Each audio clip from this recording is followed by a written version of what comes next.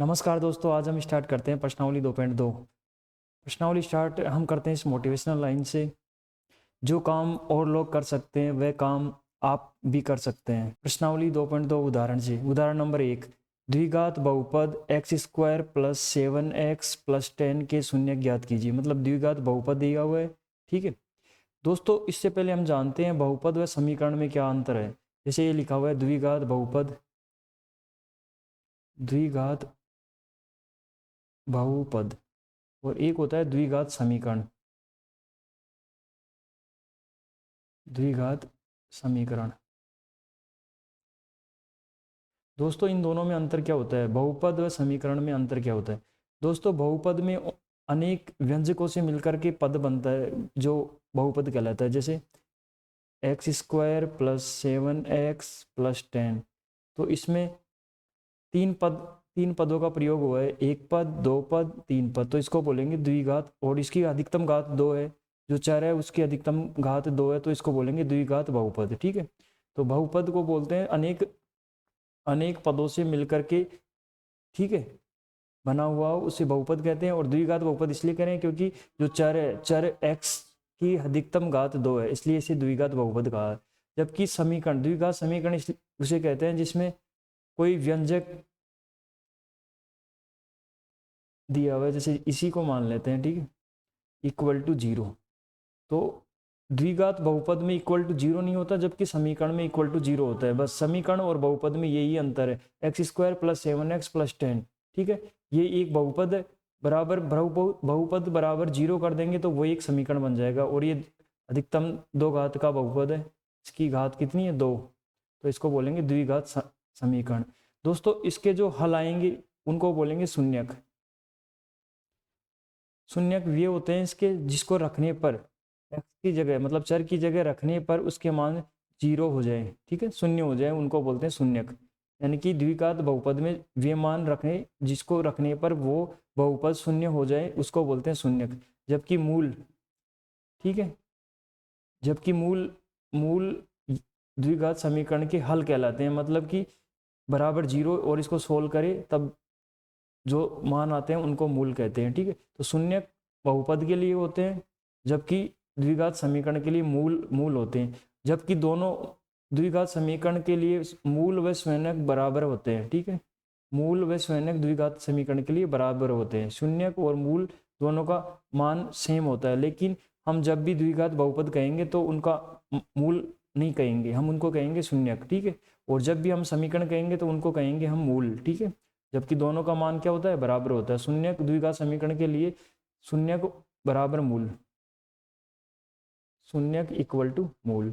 तो ये कन्फ्यूजन हमारा दूर हुआ। ठीक है, तो ये दिया हुआ है द्विघात बहुपद, ठीक है, इसमें इक्वल टू 0 नहीं है, तो ये क्या है, एक बहुपद है। ये शून्य ज्ञात कीजिए। तो बहुपद की हमेशा क्या होते हैं, शून्यक होते हैं। और शून्यकों तथा गुणांकों के बीच के संबंध की सत्यता की जांच कीजिए। शून्यक तथा गुणांकों के बीच के जो संबंध है उसकी सत्यता की जांच करनी है। ठीक है, तो सबसे पहले हम क्या करते हैं, ये द्विघात बहुपद लिख लेते हैं। ठीक है, तो इसके क्या करेंगे, हम गुणनखंड करेंगे। तो गुणनखंड विधि से इसके हल करेंगे तो इसके फैक्टर कर लेंगे। तो हम जानते हैं एक्स स्क्वायर को ऐसे कैसे, इसके गुणनखंड हम करते हैं बीच वाले पद के ऐसे टुकड़े करते हैं कि जोड़ने घटाने पर तो 7x आ जाए और गुणा करने पर जो अंतिम पद और जो प्रथम पद है उसका जो 10x स्क्वायर आ जाए। मतलब कि इसके ऐसे टुकड़े करो कि जोड़ने घटाने पर तो 7x आ जाए, प्लस का 7x आ जाए, और गुणा करने पर प्लस का 10x स्क्वायर आ जाए, प्लस का 10x स्क्वायर आ जाए। तो मैंने इसके टुकड़े किए 5x प्लस 2x, तो 5x प्लस 2x होते हैं 7x, जो कि 7x आया हुआ है। जब इन दोनों को गुणा करता हूँ तो 5 इंटू 2 तो 10 हो जाएंगे, 5 गुणा 2 10, और एक्स स्क्वायर तो 10x स्क्वायर। तो ये टुकड़ा सही है इसका। तो इसमें से अभी इन दोनों इस वाले दो पदों में से मैं x कॉमन ले लेता हूँ। तो x जब कॉमन लिया तो यहाँ पे x बचा, और इसमें से x कॉमन ले लिया तो यहाँ पे क्या बचा, 5 बचा। ऐसे ही इन दोनों में से मैंने x तो कॉमन आएगा नहीं तो 2 कॉमन ले लिया, तो यहाँ पे 2 बार लिख दिया, तो इसमें से 2 कॉमन आ गया तो यहाँ पे x बचा, और इसमें 2 कॉमन ले लिया तो यहाँ पे 5 बचा। अब इन दोनों में x प्लस 5 कॉमन आ रहा है, x प्लस 5 कॉमन आया तो यहाँ पे x बचा और यहाँ पे 2 बचा। तो ये इसके गुणनखंड हो गए। ठीक है, इस द्विघात बहुपद की गुणनखंड हो गए x प्लस 5 और x प्लस 2। चूंकि x square plus 7x plus 10 बराबर 0 होगा, जो बहुपद बराबर 0 होगा यदि या तो उसका एक गुणनखंड x+5 0 हो या x+2 बराबर 0 हो, या तो ये मान 0 हो या ये गुणनखंड 0 हो, दोनों एक साथ 0 नहीं हो सकते। ये बहुपद के x+5 और x+2 में से एक ही मान 0 होगा, क्योंकि 0 इंटू 0 दोनों मान एक साथ 0 नहीं हो सकते, क्योंकि 0 इंटू 0 निर्धारित नहीं है, ठीक है, 0 इंटू 0 होता ही नहीं है, ठीक है। तो या तो ये 0 होगा, तो मैंने क्या लिखा इसको, इसका मान 0 होगा, क्योंकि शून्य बहुपद में रखने पर उसका मान 0 होगा, तो x+5 बराबर 0 होगा या ये 0 होगा। तो x+5 0 होगा तो x बराबर इसका एक शून्य का आ जाएगा -5, और यदि x+2 बराबर 0 होगा तो उसका एक शून्य का आ जाएगा -2, जो बहुपद के शून्य को होंगे, ठीक है। तो हम जानते हैं शून्यकों का योग, शून्यकों का योग होता है -b/a, क्योंकि द्विघात बहुपद इस टाइप का होता है ax² + bx + c। तो उसमें हमने जाना था कि शून्यकों का योग क्या होता है, -(x) का गुणांक अपॉन x² का गुणांक।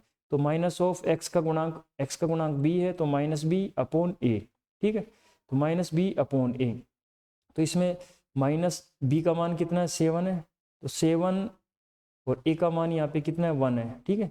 a का मान 1 है, तो 7/1, तो -7। तो इसकी जांच करते हैं, हमारे पास शून्य का आ गया कि -5 और -2, तो हम जानते हैं शून्यकों का योग अल्फा बीटा, ठीक है। उनके शून्य मान ले अल्फा बीटा है, तो उनका योग -5 और -2, -5 और -2, ठीक है। तो ये हो जाएगा -7। तो ये देखो यहाँ पर भी शून्यकों का योग -7 आ रहा है, और जो हमने शून्य निकाले थे उनका भी योग -7 आ रहा है, तो ये सही है। ऐसे ही शून्यकों का गुणनफल हम जानते हैं कि शून्यकों का गुणनफल अचर पद का बटा x² का गुणा, अचर पद है यहाँ पे c, ठीक है, c/a। तो c का मान यहाँ पे इस समीकरण में क्या है, 10/a का मान कितना है, 1, तो 10, ठीक है। तो ऐसे ही हम उससे जांच कर लेंगे जो हमने ज्ञात किया है उससे, तो वो होते हैं अल्फा इंटू बीटा। अल्फा का मान मतलब एक शून्य का इसका -5, एक शून्य का इसका -2, तो इन दोनों का गुणनफल भी 10 आ रहा है, जो इस 10 के बराबर है। तो ये हमारा जो इनके संबंध थे उनकी सत्यता की जांच हो गई। इस प्रकार हमने ये किया, ठीक है। अगला नेक्स्ट उदाहरण, ये दिया हुआ है बहुपद x² - 3 के शून्य की ज्ञात कीजिए और शून्यकों तथा गुणांकों के बीच के संबंध की सत्यता की जांच कीजिए, ठीक है। तो हम जानते हैं a² - b², ये एक सर्वसमीका है, a² - b² सर्वसमीका है, ठीक है। a² - b² मतलब b² इक्वल टू होता है a + b a - b a + b, ठीक है। तो हमें ये उस टाइप का है, लेकिन हमें x² तो है, लेकिन 3 स्क्वायर में नहीं है, तो हमें 3 को स्क्वायर में इसका जैसा बनाना पड़ेगा, a² - b² माइनस भी है इसमें, लेकिन 3 को बनाना पड़ेगा स्क्वायर के फॉर्म में। तो हम क्या करेंगे, √3 लिख देंगे और √3 का स्क्वायर लगा देंगे। हम जानते हैं √3 का स्क्वायर क्या होता है, 3 होता है, तो इसी रूप का है, ठीक है। फिर हम करेंगे x² - √3 का स्क्वायर बराबर x + √3 ब्रैकेट x - √3, ये इसके एक गुणनखंड आ गए x + √3 ब्रैकेट x - √3, ठीक है। हम जानते हैं कि ये बहुपद 0 होगा यदि इसका एक गुणनखंड या तो ये वाला गुणनखंड 0 हो या ये वाला गुणनखंड 0 हो। तो हम मान लेते हैं कि पहले x + √3 बराबर 0 है या x - √3 बराबर 0 है, तो इसके शून्य का आ जाएंगे, एक तो आ जाएगा -√3 व दूसरा आ जाएगा +√3, बहुपद के शून्य को होंगे। हम जानते हैं शून्यकों का योग -b/a है, यहाँ पर -b/a, यहाँ पर b वाली टर्म है ही नहीं, क्योंकि यहाँ पे x² वाली टर्म है, लेकिन b वाली टर्म है नहीं। जब b वाली टर्म कोई भी समीकरण है द्विघात, जैसे व्यंजक है नहीं, ये द्विघात बहुपद है, तो इसमें द्विघात बहुपद में व्यापक रूप इसका ये होता है ax² + bx + c, ठीक है। अगर इसमें b वाली टर्म नहीं हो तो ax² + c, इसको बोलेंगे द्विघात शुद्ध द्विघात बहुपद, शुद्ध द्विघात बहुपद, क्योंकि ये समीकरण नहीं है, बराबर 0 नहीं है, ये बहुपद है, तो इसको बोलेंगे और अधिकतम घात 2 है, इसलिए इसको बोलेंगे द्विघात। घात कितनी है, अधिकतम घात कितनी है, 2, तो इसको बोलेंगे शुद्ध द्विघात समीकरण जब b बराबर 0 हो। b बराबर 0 हो, ठीक है। b वाली टर्म नहीं हो तो उसको बोलेंगे शुद्ध द्विघात बहुपद, ठीक है। तो ये एक क्या है, शुद्ध द्विघात बहुपद है, तो इसके शून्य किए आगे तो हम जानते हैं शून्यकों का योग माइनस का b अपॉन ए, b का मान यहाँ पे क्या है 0 है, तो 0 अपॉन ए मतलब शून्यकों का योग 0 आ रहा है। और हमने जो शून्य निकाले उन अल्फा बीटा उनका योग करके देखते हैं, तो हमारा एक शून्य का प्लस का √3, एक है माइनस का √3, जब इनको योग करते हैं तो इनका भी 0 आता है, तो ये सही है, ठीक है। अगला शून्यकों का गुणनफल c अपॉन ए, तो यहाँ पे c का मान है -3 और a का मान है -1, तो ये हो गया -3। हमारे जो बहुपद आए हैं उसमें अल्फा इंटू बीटा, एक तो शून्य का आया हमारा -√3, एक शून्य का आया हमारा +√3, इन दोनों को गुणा करेंगे तो इसके आंसर आएंगे -√3, जो इसके बराबर, ये इसके सत्य जांच हुई। नेक्स्ट उदाहरण 3, एक द्विघात बहुपद ज्ञात कीजिए जिसके शून्यकों का योग तथा गुणनफल क्रमशः -3 और 2 है। हल, माना द्विघात बहुपद ax² + bx + c, ठीक है। ये एक व्यापक रूप है, व्यापक रूप में लिख लेंगे, तथा इसके शून्यक अल्फा बीटा है, ठीक है। हम जानते हैं शून्यकों का योग अल्फा बीटा माइनस का b अपॉन a बराबर -3 अपॉन a, ठीक है। तो यहाँ से -3 ये दिया हुआ है हमें, योग दिया हुआ है 3 अपॉन a, ठीक है। ऐसे ही शून्यकों का गुणनफल अल्फा बीटा बराबर c अपॉन a, जो गुणनफल हमें दिया है 2, ठीक है। तो हम क्या करेंगे, /1/1, तो ये b upon a c upon a, तो देखो यहाँ से हम इन दोनों में तुलना करते हैं, तुलना करने पर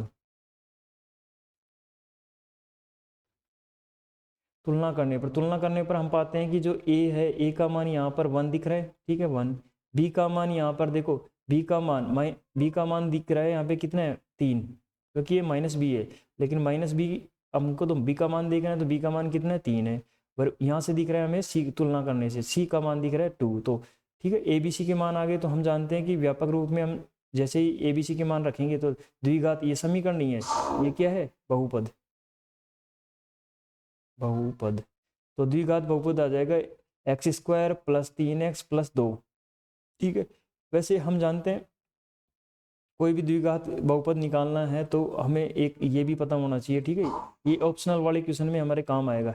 यहाँ मूलों का योग की जगह हम, क्योंकि यहाँ पे बहुपद है, यहाँ समीकरण होता तब मूलों का योग करते, लेकिन यहाँ लिख देंगे हम शून्यकों का योग, क्योंकि बहुपद के लिए हमें मूल नहीं कह सकते, उसको शून्यक बोलते हैं, शून्यकों का योग, और इसको बोलेंगे शून्यकों का गुणनफल, शून्यकों का गुणनफल। तो हमारा सूत्र बन गया x² - शून्यकों का योग गुणा x प्लस शून्यकों का गुणनफल, ठीक है। तो जैसे ही हम रखेंगे इसमें, तो x² माइनस शून्यकों का योग कितना दिया हुआ है, शून्यकों का योग दिया है -3, ठीक है, और x प्लस शून्यकों का गुणनफल दिया है 2, तो जैसे ही हम इसको हल करेंगे तो ये हो जाएगा x² + 3x + 2, ठीक है, जो कि हमारे इसके समान आ रहा है, ठीक है। तो ये भी कर सकते हैं हम एग्जाम में, कोई दिक्कत नहीं है, इसमें लिख लेंगे। हम जानते हैं कि x² - शून्यकों का योग गुणा x प्लस शून्यकों का गुणनफल, क्योंकि ये ही क्या है, द्विघात बहुपद है। बहुपद में मूल नहीं होते, बहुपद में जो हल होते हैं उनको बोलते हैं शून्यक, ठीक है, क्योंकि उनको रखने पर बहुपद का मान शून्य हो रहा है तो उनको बोलेंगे शून्यक, ठीक है। नेक्स्ट आगे हम करते हैं प्रश्नावली 2.2 के प्रश्न, ठीक है। निम्न द्विघात बहुपदों की शून्य की ज्ञात कीजिए और शून्यकों तथा गुणांकों के बीच के संबंध की सत्यता की जांच कीजिए। तो ये एक द्विघात बहुपद दिया हुआ है, ठीक है, x² - 2x, तो हम इसके पहले तो फैक्टर कर लेंगे। तो हम जानते हैं कि बीच वाली टर्म जो दी हुई है 2x, तो इसके ऐसे टुकड़े करो कि जोड़ने घटाने पर तो ये -2x आ जाए, और गुणा करने पर ये आ जाए -8x²। तो हम इसको लिखेंगे x² - 4x + 2x, तो -4x में से 2x गया तो माइनस के, क्योंकि माइनस के आंसर है तो माइनस वाले को बड़ा लिखना पड़ेगा, ठीक है, माइनस वाले को बड़ा लिखना पड़ेगा, तो -2x आ जाएंगे, और इनको गुणा करेंगे तो -8x² आ जाएंगे। तो इसमें से इन दोनों टर्मों से x कॉमन लिया तो x - 4, इनमें से 2 कॉमन लिया तो 2x - 4, इसमें इसके गुणनखंड आ गए x - 4 x + 2, ठीक है। क्योंकि बहुपद x² - 2x - 0 बराबर -8 बराबर 0 होगा यदि उसका एक गुणनखंड या तो ये वाला गुणनखंड 0 या ये वाला गुणनखंड 0, तो हम x - 4 बराबर 0 या x प्लस, क्योंकि दोनों एक साथ 0 नहीं हो सकते, दोनों एक साथ 0 होंगे तो उसका मान ही एग्जिस्ट नहीं करेगा, मतलब वो 0 × 0 अनडिफाइंड फॉर्म है, ठीक है। तो x - 4 बराबर 0 या x + 4 2 बराबर 0, तो इसके शून्य शून्य बहुपद के शून्य आ जाएंगे x बराबर 4 या वह x माइनस 2। ठीक है, तो हम जानते हैं शून्यकों का योग हमने जाना पढ़ा हुआ है पहले भी। ठीक है, माइनस बी अपॉन ए, तो माइनस बी अपॉन ए, बी का मान यहाँ पे -2 है, तो माइनस 2 अपॉन ए, तो यहाँ पे 2 आ रहा है। और जो हमारे शून्य का है उनसे हम निकालते हैं अल्फा प्लस बीटा। हमारा पहला शून्य का है 4 माइनस दूसरा शून्य जोड़ेंगे -2 बराबर 2, तो दोनों सेम आ रहे हैं। ठीक है, ऐसे शून्यकों का गुणनफल होता है सी अपॉन ए, तो -8 अपॉन 1 बराबर होता है -8। ठीक है, वैसे ही इसकी जाँच करेंगे तो अल्फा बीटू, दो हमारे शून्य का अल्फा बीटा, तो बराबर 4 इंटू दूसरा है -2, तो ये भी 8 आ रहा है। तो ये हमारे इसकी उत्तर सत्यता की जांच हो गई। ठीक है, नेक्स्ट क्वेश्चन नंबर 2 दिया हुआ है 4s² - 4s + 1, ये s में एक द्विघात बहुपद है। ठीक है, द्विघात बहुपद है, तो हम इसके गुणनखंड कर लेंगे। ठीक है, 4s², तो बीच वाले के ऐसे टुकड़े करने की, जोड़ने घटाने पर तो माइनस के 4s आ जाए और गुणा करने पर प्लस के 4s आ जाए। तो हमने इसमें -2s और -2s इसके दो टुकड़े हो गए, तो इसको जैसे ही जोड़ेंगे तो माइनस के 4s आ जाएंगे और गुणा करेंगे, इन दोनों का गुणा करेंगे तो प्लस का 4s² आ जाएगा। ठीक है, इनमें से 2s कॉमन ले लिया पहले वाले दोनों पदों में से, और अंतिम दो पदों में से -1 कॉमन ले लिया। जैसे ही कॉमन लिया तो इसके गुणनखंड आ गए 2s - 1 और 2s - 1। ठीक है, तो या तो 2s - 1 बराबर 0 होगा या 2s - 1 बराबर 0 होंगे, तो s बराबर 1/2 और 1/2 इसके दो शून्य का आ गए। ठीक है, अतः इसके शून्य 1/2 और 1/2 होंगे। शून्य का योग हम जानते हैं माइनस का b अपॉन ए। ठीक है, तो माइनस का b, यहाँ पे माइनस b का मान कितना है -4, तो -4 बटा ए का मान यहाँ पे कितना दिया हुआ है 4, तो ये हो गया 1। ठीक है, और हमारे जो शून्य का है उनसे हम अल्फा प्लस बीटा मान लेते हैं उन शून्य को बराबर 1/2 और 1/2, ये भी एक आ रहा है जो कि दोनों बराबर है। ठीक है, ये इसकी सत्यता हुई। ऐसे ही शून्यकों का गुणनफल हम जानते हैं कि शून्यकों का गुणनफल क्या होता है, व्यापक द्विघात बहुपद से ax² + bx + c। ठीक है, तो इसमें होता है अचर पद बटा x² का गुणांक। ठीक है, तो ये हो गया c अपॉन ए। यहाँ पे c का मान 1 है, c का मान कितना दिया हुआ है 1 है, और a का मान कितना है 4 है, 1/4। और जो हमारे शून्य का है 1/2 और 1/2, उनसे भी याद कर लेते हैं शून्यकों का गुणनफल 1/2 जो कि दोनों ही समान है। तो इस प्रकार ये इसके सत्यता। ठीक है, नेक्स्ट तीसरा भी सेम इसके जैसे ही करना है। इसके मैं गुणनखंड बता देता हूँ, गुणनखंड कैसे करने हैं। तो इसके गुणनखंड करने हमें 6x² - 7x - 3। ठीक है, तो इसके गुणनखंड करने हैं कि बीच वाली टर्म के ऐसे टुकड़े करो कि जोड़ने घटाने पर तो माइनस का 7x आ जाए और गुणा करने पर 18 आ जाए। ठीक है, तो मैं इसके, क्योंकि ये माइनस का है तो माइनस वाला बड़ा रखना पड़ेगा मुझे, तो मैं इसके रखता हूँ -9x - 2x - 3। ठीक है, इन दोनों में से मैं 3x कॉमन ले लेता हूँ। 3x कॉमन लिया तो यहाँ पे बचा 2x माइनस यहाँ पे 3। ठीक है, और इसमें से मैं -1 कॉमन ले लेता हूँ। -1 कॉमन लिया तो यहाँ पे जो बचा प्लस के माइनस कॉमन आ गया तो प्लस के 2x, और ये पे नहीं दोस्तों, ये प्लस का 2x आएगा, क्योंकि माइनस माइनस तो माइनस के 11 हो जाएंगे ना। ये कितना आएगा प्लस का 2x, जब भी तो ये होंगे ना माइनस के से, इनको जोड़ेंगे तो ये कितने आ जाएंगे -7, और गुणा करेंगे तो -18। ठीक है, तो ये प्लस का है। ठीक है, तो मैंने यहाँ से माइनस कॉमन लिया, नहीं प्लस का 1 कॉमन लूँगा, तो 2x और यहाँ पे -3। ठीक है, इन दोनों में से 2x - 3 कॉमन आ रहा है, 2x - 3 कॉमन आ रहा है। ठीक है, और ये हो गया 3x + 1, ये इसके क्या आगे गुणनखंड। और नेक्स्ट ये सारा आगे वैसे के वैसे करना है। ठीक है, next question number 4 4u² + 8u, ये एक u में द्विघात समीकरण है। ठीक है, और इसका जो कांस्टेंट पद है मतलब वो 0 है। ठीक है, तो हम जानते हैं ये इसमें इन दोनों में से हमारे 4u कॉमन आ रहा है, तो 4u कॉमन ले लेंगे तो बचेगा क्या, यहाँ पे u बचेगा, यहाँ पे 2 बचेगा। ठीक है, हम जानते हैं कि ये बहुपद 0 होगा यदि या तो इसका ये गुणनखंड 0 या ये गुणनखंड 0। तो मैंने क्या किया 4u = 0 या u + 2 = 0। तो एक तो u का मान यहाँ से, तो u का मान 0 आ गया, और यहाँ से u का मान -2 है। हम जानते हैं कि शून्यकों का योग माइनस का b अपॉन ए। ठीक है, तो यहाँ पे b का मान कितना है 8 है। ठीक है, -8 अपॉन ए का मान कितना है 4 है, ए का मान कितना दिया हुआ 4 है, बी का मान कितना दिया हुआ 8। तो ये रखते ही ये आ गया -2, और हमारे जो शून्य का है उनको जोड़ने पर ये आता है 0 - 2 = 2, ठीक है। तो ये भी इसके बराबर है, ठीक है। शून्यकों का गुणनफल हम जानते हैं, शून्यकों का गुणनफल होता है C/A। तो C का मान यहाँ पे C मतलब कि अचर पद है नहीं, तो वो 0 है, ठीक है। A का मान 4 है तो 0 आ गया। हमारे जो शून्य का है 0 और ये, इन दोनों को जब गुणा करेंगे तो ये भी, तो इस प्रकार इसके उत्तर की जांच हुई, ठीक है, सत्यता की। Next question number 5, t² - 15। ये एक इसके जैसे हमने एक उदाहरण भी किया है, चूंकि हम जानते हैं कि सर्वसमीकरण a² - b² बराबर होता है a+b अंडर और a+b ब्रैकेट a+b, ठीक है। इसके √15 करके इसको हम स्क्वायर के फॉर्म में बना लेंगे, इसको खोलेंगे तो इसके दो गुणनखंड ये आ जाएंगे। हम जानते हैं कि ये बहुपद 0 होगा यदि इसका ये गुणनखंड 0 होगा या ये गुणनखंड 0 होगा, क्योंकि दोनों एक साथ 0 नहीं हो सकते, या तो ये 0 होगा या ये 0 होगा। तो t बराबर ये आ जाएगा √15 या -√15, ठीक है। जो हमने पहले वैसे के वैसे किए हैं वैसे वैसे ऐसे ही इसके भी सेम हो जाएगा। इसके मैं गुणनखंड बता देता हूँ आपको, ठीक है। तो ये दिया हुआ है 3x² - x - 4।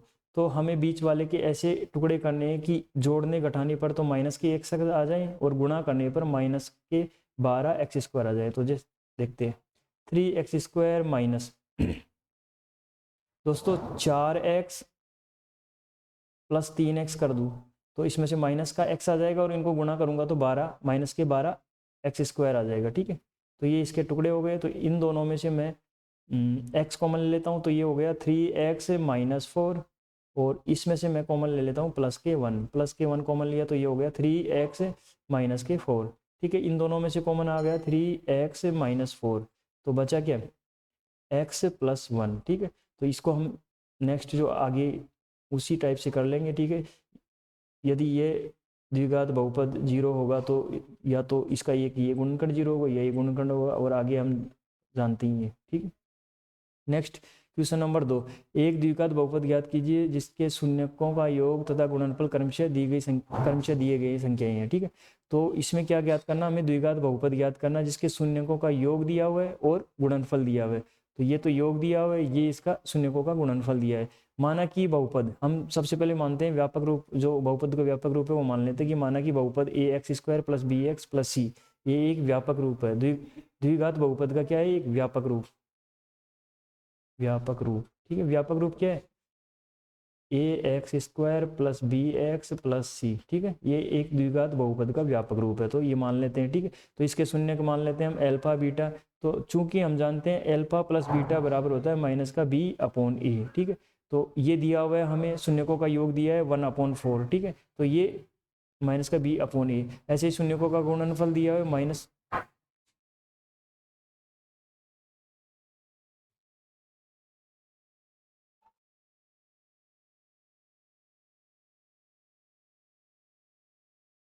शून्यकों का योग दिया हुआ है हमें क्वेश्चन में माइनस का, और शून्यकों का योग दिया है हमें अल्फा + बीटा बराबर 1/4, ठीक है। हम जानते हैं शून्यकों का योग होता है -b/a, ठीक है। और शून्यकों का गुणनफल दिया हुआ है हमें -1। हम जानते हैं शून्यकों का गुणनफल व्यापक रूप में c/a होता है, इन दोनों की तुलना करने पर, ठीक है। तो ये देखो a का मान 4 है, और हम नीचे यहाँ पे 4 तुलना करने पर इसके जैसे 4 बनाएंगे तो 4 बनाएंगे 1 आना चाहिए, तो ऊपर भी 4/4 से मल्टीप्लाई कर लेते हैं, ठीक है।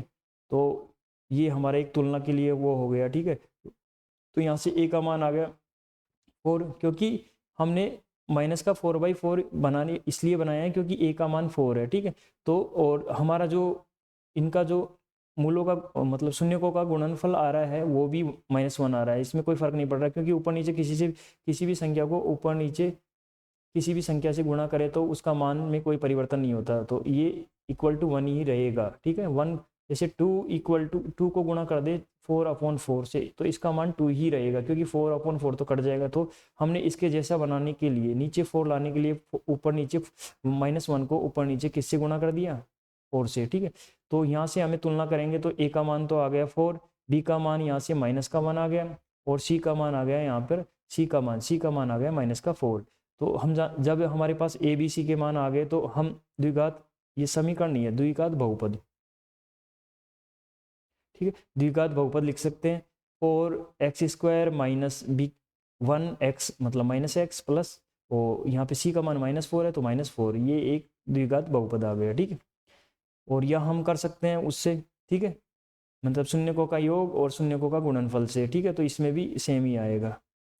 नेक्स्ट क्वेश्चन नंबर 2 का दूसरा दिया हुआ है, तीसरा दिया हुआ है, ये चौथा दिया है, जब शून्यकों का योग 1 हो, 1 और गुणनफल 1 हो, और शून्यकों का योग माइनस का 1/4 हो, गुणनफल 1/4 हो, शून्यकों का योग 4 हो और शून्यकों का गुणनफल, तो इसमें से हम कौन सा तीसरा कर लेते हैं, ठीक है। तीसरा, शून्यकों का योग तो 0 हो और शून्यकों का गुणनफल, माना कि बहुपद ax² + bx + c एक व्यापक रूप वाला मान लेते हैं तथा इसके शून्य के अल्फा बीटा मान लेते हैं। हम जानते हैं शून्यकों का योग, ठीक है, यहाँ पे शून्यकों का योग दिया है 0 और हम जानते हैं कि -b/a होता है, तो हम 0/1 लिख लेते हैं, ठीक है।